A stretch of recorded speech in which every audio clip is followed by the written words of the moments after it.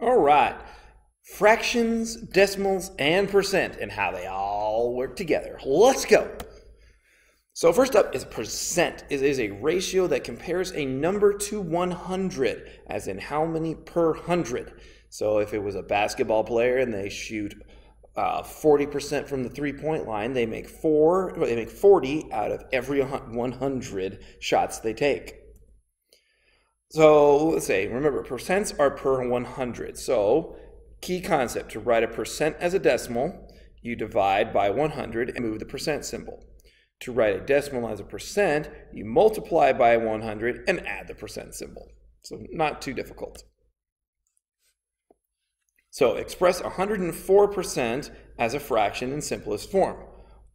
Okay, so we just did this. How do you change a number to a fraction? Okay, so first, to make it a fraction, you just put it over 100. Whatever the percent is, put it over 100. And then you just got to reduce it from there.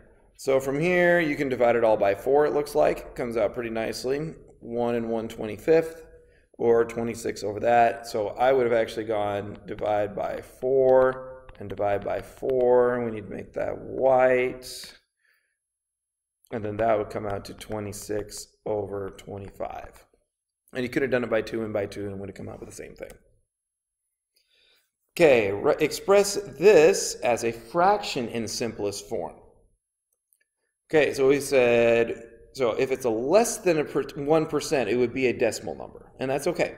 So we take that 0.3 over 100, and we can multiply to eliminate that decimal, because we don't want to leave this in here. So multiply that by 10 to eliminate the decimal in the numerator. So that'll give me 3 over 1,000 would be the simplest form, because a decimal can't be in a fraction. All right, write this one as a fraction in simplest form.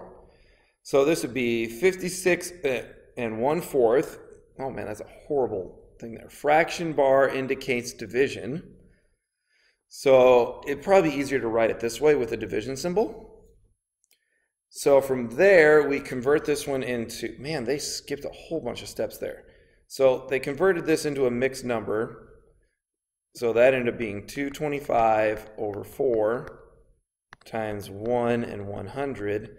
And they figured out we could reduce this here. You could multiply it out, and that would be okay too. And it would end up being, 225 over 400. And you'd have to reduce from there. It's probably easier to do it the way they did it down here, where they cross these two out, so they turn that into a fraction. But most of you are probably going to end up doing this and then dividing it down from there. All right, pause these, give it a shot, all 4 of them. Okay, so the first one, we're going to go 35 over 100. And that would go down to 7, because I can divide that by 5. Divide by 5. Over 20. 160 over 100 would give me 1 and 60 over 100. We can reduce that down by 5s again. Let's try, actually, oh no, by 10s. Let's do that by 10, so they give me 1 and 1/6. Whoa. Oh, they're right. 1 and 1/3. So if I divide that by 10, that gives me 6 over 10, which converts down to, my apologies, 3 over 5. So what happens when this is why I tell you guys not to skip steps. All right, so this next one would be 0.8. Oops, I don't know why I did that. 0.8 over 100. I'm going to multiply by 10 to get rid of that decimal. So that would give me 8 over 1,000, which we can actually reduce just a little bit. So that could go down to 4 over 100, or 500, which could also go down to 2 over 250, which could go to 1 and 125. Last one, whoops. Last one, we can take that 32 and 1/2. Can actually, I would mix number it right away. So multiply these, would give me 64, which give me 65 over 2, and that would go over 100. And that eventually, if you punch it all into your calculator, comes out to that, which is what I'm assuming most of you are probably going to do anyways. All right, express this as a percent. So now we're going the opposite way. Well, thanks for giving us all the steps there, buddy.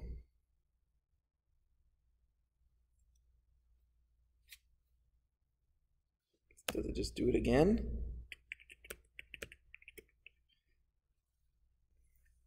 All right, so to make this into percent, we have to look at the denominator, and we have to turn this into 100. Well, this one's a little easier right now. So in order to get 20 to 100, I have to multiply it by 5. So I'm going to take 19 over 20, and I'm going to times it by 5 over 5. 20 times 5 is 100, and 19 times 5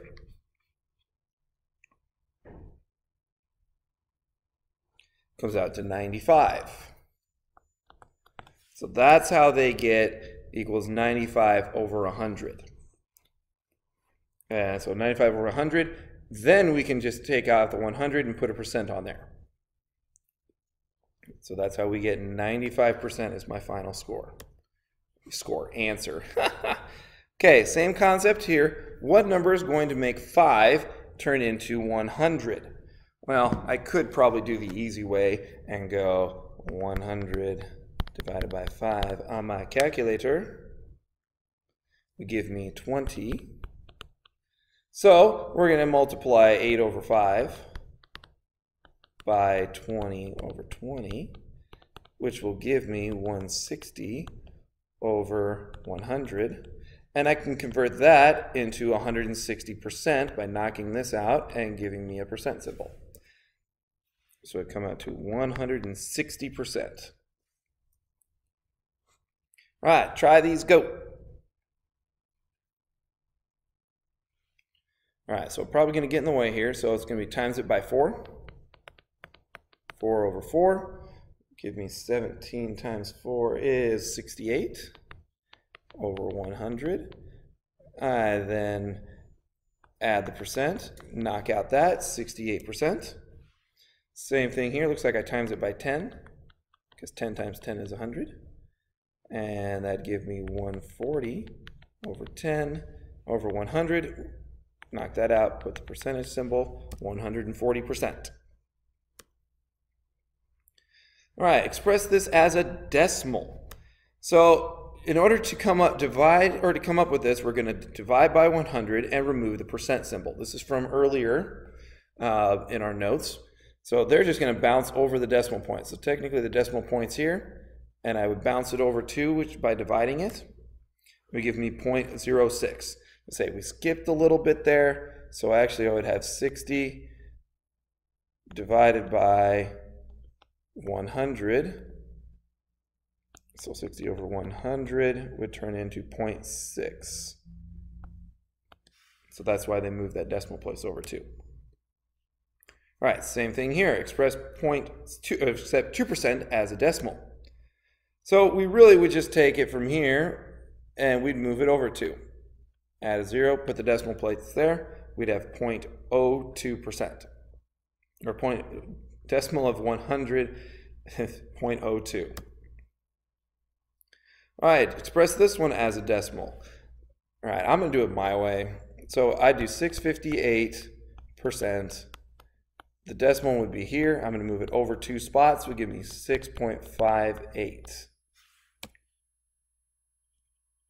There we go. Seems a little bit simpler to me. Up to you, whichever option works. And express this one as a decimal. So again, you're just going to move it over 2 spots, add the 0, put the point there. Give me 0.004. All right, try these 4. Go. Okay, so I'm just going to rewrite these. So I'm going to go 8, 4 with a decimal. I'm going to go 7 with a decimal. 302 with a decimal, and 0.9 with a decimal right where it is. Okay, so if I was going to divide these by 100, I'd move them over 2. 1, 2 would give me 0.84. Could move this one over 2, add the 0, 0.07. Move this one over 2, 3.02. And move this one over 2, add 2 more zeros, 0.009.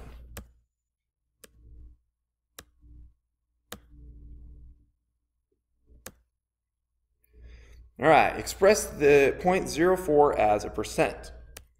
Okay, so we know we have to multiply by 100 because it's a decimal, and we need to turn it back into a percent. So we multiply by 100 and add the percent symbol.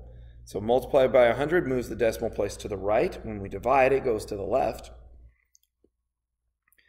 And so I end up with 40%. Take this as a percent. So I'm going to multiply it by 100, add the percent symbol. Move the decimal place 2 things to the right. Gives me 5%. All right, think of this one as a percent. So again, we're going to multiply it by 100, move the decimal place 2 things to the right, and add the percent symbol. So 0.08%, not very much. Express this one as a percent. Again, multiply it by 100, move the decimal place to the right 2 spaces, and it gives me 730%. Lots of things here. Go.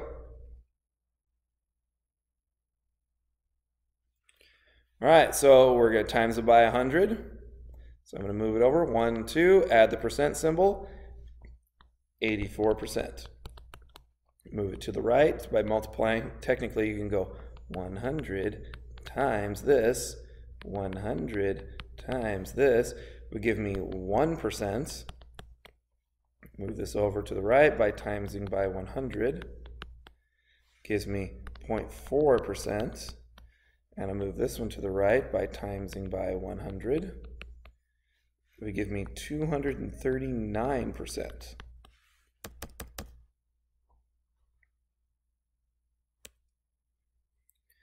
All right, express 5/8 as a percent and round to the nearest 10th percent, if necessary. All right, so when I punch this into my calculator, it gives me a decimal of 0.625.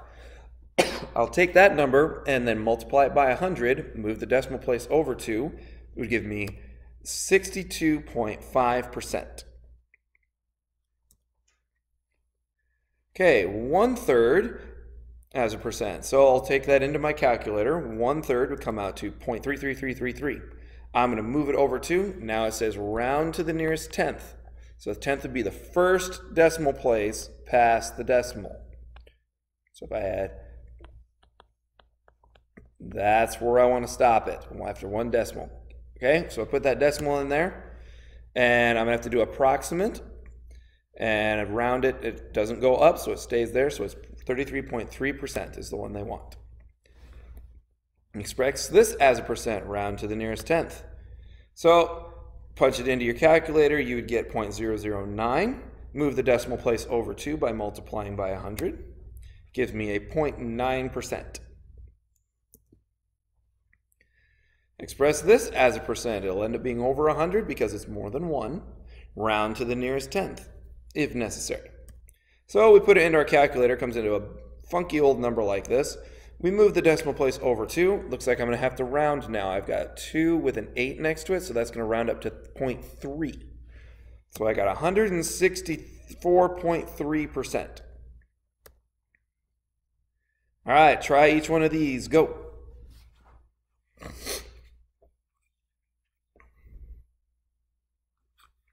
All right, so this one I put in my calculator, 0.375, move it over to 37.5%. Let's go 5 divided by 12 gives me 0.4166. So that's going to move this over 2. The next decimal place is going to go up, so 41.7%. 13 divided by 1,000 is 0.013, move that over 2 decimal places, gives me 1.3%. And 21 divided by 17 comes out to 1.235. Move this over 2, 2. Would give me 123.5%.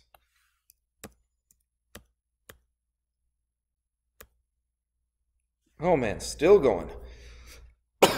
A baker says 25% of his customers buy only bread and 2/5 of his customers only buy cookie. Which is larger? Let's convert them both into a percent. So we take that 2/5, we write it as a percent, and then compare. So when you put that into a calculator, it comes out to 0.4. We move it over 2 decimal places, gives me 40%. So since 40% is bigger than 25%, it looks like the cookie group is larger. And that's all she wrote.